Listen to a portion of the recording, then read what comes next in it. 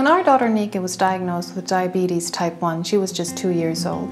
She went from being a complete healthy child to a child that needed approximately 10 to 12 insulin injections every single day and the same amount of blood sugar tests in her small fingers and small toes. I remember they told me it doesn't hurt, she'll get used to it. Unfortunately, that is not the case. When you're 2 years old, you do not understand why you need to do all of this. Today, Nika is 8 years old, and you can't tell by just looking at her that she has this diagnosis. She looks like any other child, but that is not the case. Nothing will ever be the same. Diabetes type 1 is one of the oldest diseases that we have, but still we don't have a cure. As a mother, I think we need to find easier ways of living with the diagnosis, and one way is getting the help from a diabetic alert dog. The bond between humans and dogs is truly amazing. Not only are dogs said to be a man's best friend, they can also save lives.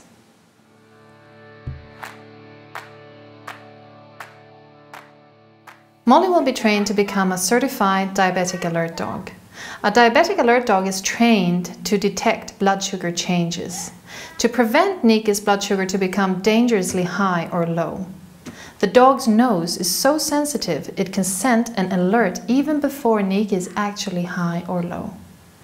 A diabetic alert dog will learn to get help if needed 24 hours a day. We started training Molly at the age of 4 months together with SOS, the Swedish Service and Hearing Association. Our trainer has many years of experience with training service dogs. SOS is a part of ADEU, Assistance Dogs Europe, which means that Molly is trained according to the international standard. Molly is going to work for Nika, but she will also be trained to report not only to Nika but to the whole family. In Sweden, the dogs start the official training program within SOS earliest at the age of 1, but should not be older than 3. But before the dog can start, it has to be examined by a vet so that she has no breed-related diseases and has to have x-rays of the hips and elbows performed. Also, an evaluation of the dog's personality needs to have been done so that she has what it takes to work as a service dog.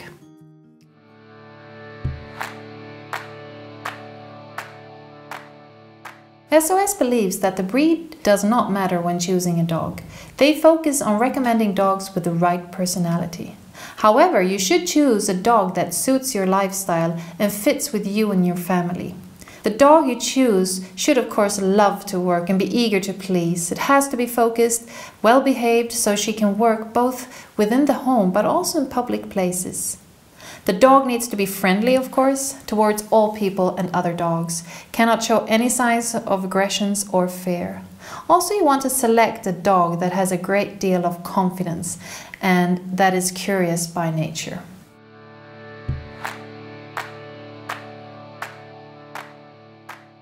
When we train Molly, we are working with something called positive reinforcement, meaning we give her attention with treats, love and play when she does what we want her to do.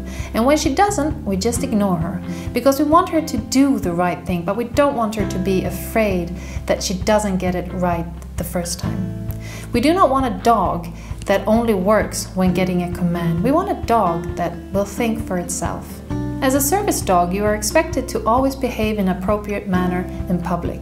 Therefore, these dogs are trained to go from full power playing outside to settling down and relaxing very quickly when needed, so-called on and off training. We naturally train Molly in all kinds of different environments, as she will need to be comfortable in various places that Nika in the future will need her in. Different loud noises, grounds, all kinds of people and other animals we let her get acquainted to. Everyday obedience is something we started to train Molly from day 1. We train her to be responsible and tidy up her toys, but also to pick up everything we drop. Getting help is something we train Molly. We train her to be persistent and not to give up, even if she does not get any attention. For instance, if we are sleeping and Nika is low, we need to be sure that Molly does not give up before she gets our attention.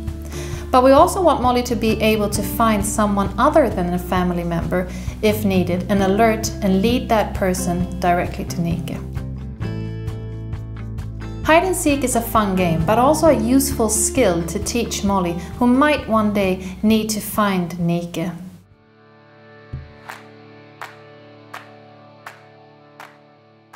The most important thing is of course scent training. We started introducing low and high blood sugar smells when she was just a puppy.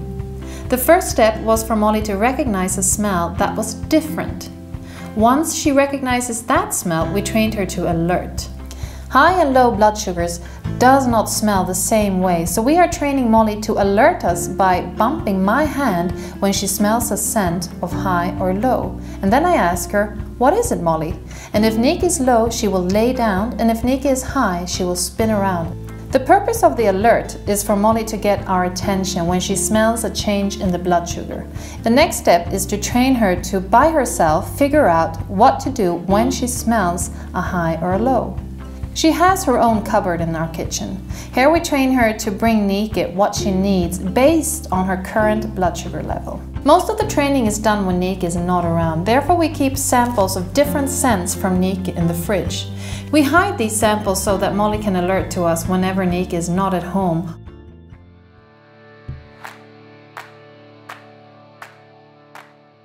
From that the official training starts. It usually takes approximately a year until the dog graduates, all depending on the dog of course.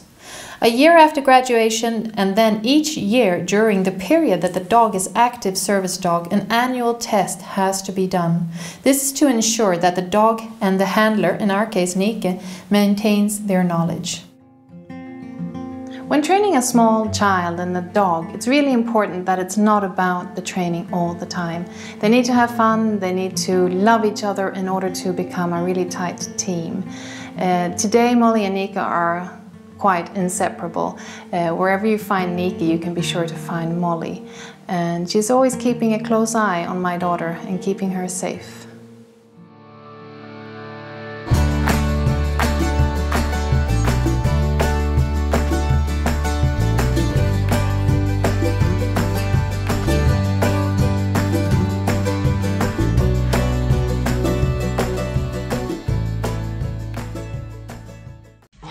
Choki, come. Good boy. Side now. Good boy. Good boy. Choki, come. Pass the guard. Good boy. Good boy. Good boy. Choki, finish. Oh, nice. Okay, tap. Left roll. Right roll. Cover your eyes. Choki, hands up.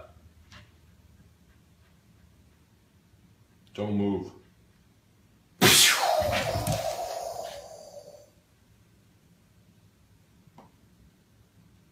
Break. Good boy. Choki, time to work some stand-up. On your feet. Steady, steady. Okay, let's hop. Hop, hop, hop, hop, hop, hop, hop. Stay, steady, steady. Hop, hop, hop, hop, hop, hop. Good. Steady, steady. Hop, hop, hop, hop. Choki, bow. It's time to cut weight, okay? We need to get the avocado, gotta eat healthy. Fetch the avocado. Bring it here. Good boy, Choki. Listen, but once you're all done with the avocado, what do you gotta do with the rest? Put it in the fridge. Choki, fetch, put it in the box. In the box. Good boy, Choki. Choki, Mr. Miyagi had wax on, wax off. We have drawer open, drawer closed. Choki, close the drawers.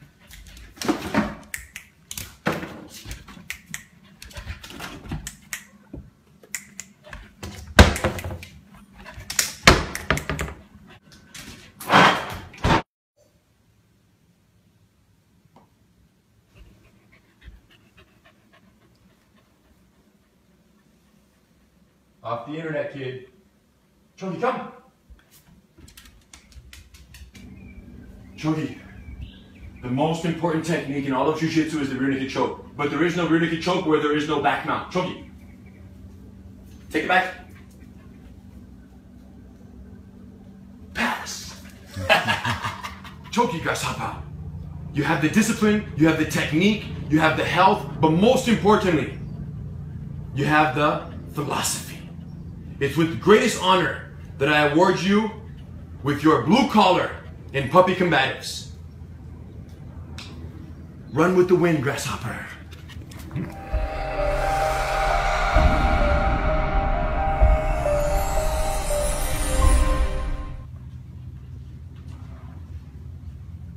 That's it. Bye. Goodbye, Choki. I'll be back for your purple belt ceremony next year. Close the door.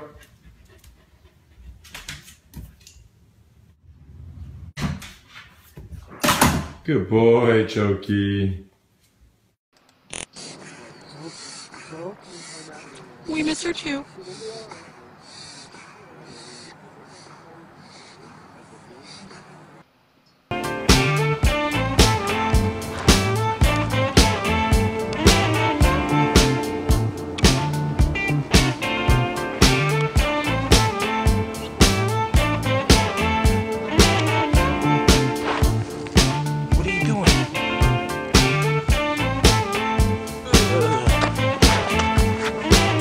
That's a nice meal.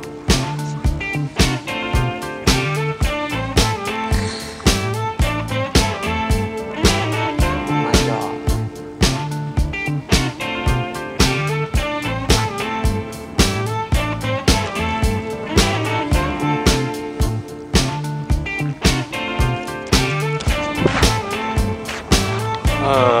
What are you doing, Puck? What are you doing?